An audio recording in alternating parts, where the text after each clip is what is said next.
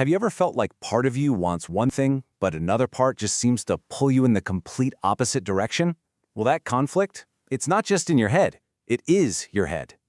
We're about to unlock this huge hidden part of your mind that is pretty much silently running the show, shaping everything from your daily habits to your biggest life decisions. So, let's get right into it.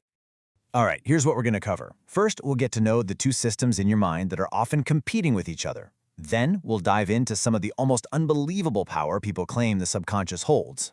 After that, we'll ground it all in the real science of habits, learn how to actually reprogram our own thinking, and we'll finish up with a practical toolkit you can start using, like today. So let's kick things off with a simple but really powerful analogy. I want you to think of your mind as a ship. Your conscious mind? That's the captain, up there at the helm, steering, making all the big, thoughtful decisions. But below deck, you've got the subconscious, this massive, powerful crew that's running pretty much everything on autopilot. And here's the kicker, that crew isn't just some small team. Nope. Some researchers, like Dr. Joseph Murphy, figure that over 90% of your mental life is subconscious. Just think about that. It means the captain, the part you think of as you, is only aware of maybe 10% of what's actually going on their own ship. Let's break that down a bit more. Your conscious mind is pretty simple. It's just whatever you're aware of right now, the sound of my voice, your thoughts about what I'm saying. But your subconscious, that is a totally different beast. It's like this giant memory bank, storing every single thing that's ever happened to you, and it's shaping your gut reactions, your habits, your deepest beliefs, all without you even noticing. And this just goes to show you how powerful that hidden crew can be. This quote is from a U.S. Marine named Anthony. Now, consciously, he was a top student. He really wanted to succeed. But right when he learned his first duty station was going to be in Japan, he suddenly started failing simple tests. And his own conclusion? That his subconscious, for reasons he just couldn't figure out, was actively sabotaging his own goals. Okay, so Anthony's story shows the subconscious acting like a saboteur. But what if it could be a powerful ally instead? A lot of people believe it can do things that sound almost miraculous, which brings us to some pretty extraordinary stories. So let's start with one of the wildest claims. A Reddit user shared this story about a woman who won a staggering $112 million lottery.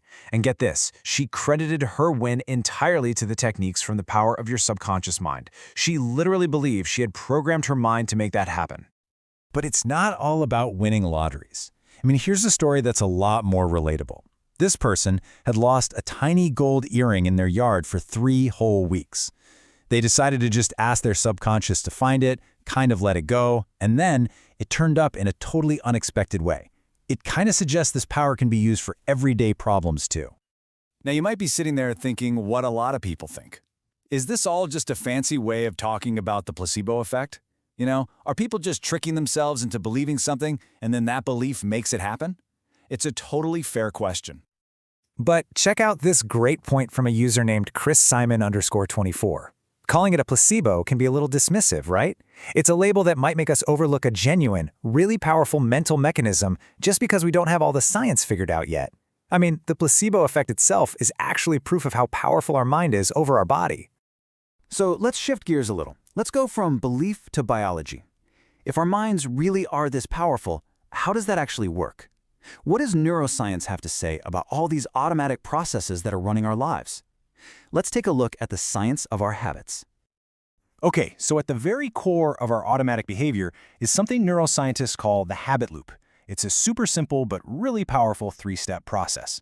First, there's a trigger that tells your brain to go into autopilot. Think of your phone buzzing.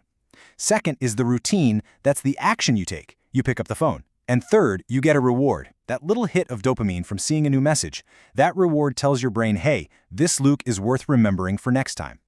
So if our brains are built on these powerful habit loops, how can we possibly change them? Well, the answer is this incredible concept, neuroplasticity. Your brain isn't some fixed piece of hardware. It is constantly forming new connections and rewiring itself based on your experiences and your thoughts. This right here is the biological key to reprogramming your own mind. And this idea, it's right at the heart of cognitive therapy. The founder, Aaron T. Beck, he argued that we shouldn't think there's this hard wall between our conscious and unconscious minds. It's more like a spectrum of awareness. Those unconscious patterns are really just automatic thoughts that we can actually learn to access. The whole goal is to bring them out into the open so we can finally take a look at them and decide if we want to change them. Okay, so this is where we can start to put all the pieces together. We've got the world of popular belief and these amazing personal stories on one side, and then we have the world of neuroscience and cognitive therapy on the other. So how do we actually bridge those two worlds to create real change? This is where it all connects. Yeah, the language is different, but the core idea is exactly the same. One person might talk about impressing the subconscious mind with a new idea. A neuroscientist would talk about rewiring neural pathways through focused attention. You know what? They are describing the exact same process, intentionally changing our automatic thoughts and our behaviors. So how do we actually do it? Well, you can boil it down to a pretty simple two-step process. Step 1, you have to use your conscious mind, the captain, to identify the limiting beliefs that are holding you back. And step 2, once you really see a belief for what it is, you have to make a conscious, decisive choice to just let it go. Here's a really powerful example of that in action. There was a man, Mr. Jones, who struggled with alcoholism, and he just felt powerless. He was taught to stop focusing on that feeling of powerlessness and instead to create a new picture in his mind. He would consistently visualize a happy reunion with his family, the feeling of success, and by doing this, he was actively rewiring his brain to replace that old, destructive habit loop with a new, positive one. Okay, we've gone through the theory, the stories, the science. Now we get to the most important part, the practical toolkit. Let's look at some simple, actionable things you can do to start giving new orders to that powerful crew working below deck. So for long-term success, a 3-step framework is often recommended. First, find what you truly love to do, your passion. Second, specialize in it, become an expert. And third, make sure your goal isn't just about you, but that it also serves other people. When you do all three, you create this powerful alignment where your conscious goals and your subconscious drive are all pulling in the exact same direction. You know, happiness isn't something that just happens to you. It's a habit you can actually build. You can start each day by affirming positive statements. Make gratitude a regular practice. And, this is a big one, you have to genuinely want to be happy. That means you have to be willing to let go of those negative thought patterns that might feel comfortable, but are ultimately just holding you back. And finally, there's a tool that I think is often overlooked: forgiveness. Holding on to resentment is like telling your subconscious to keep running a program that just creates stress. And as we're learning from psychosomatic medicine, that can lead to actual physical illness. Forgiveness isn't about letting the other person off the hook, it's about freeing yourself. It's a command for your own peace of mind. So we end right back where we started, on our ship.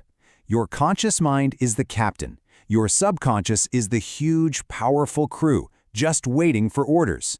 For years, it's probably been running on old programming, but now you know you can give new commands. So the question is, what will be your first?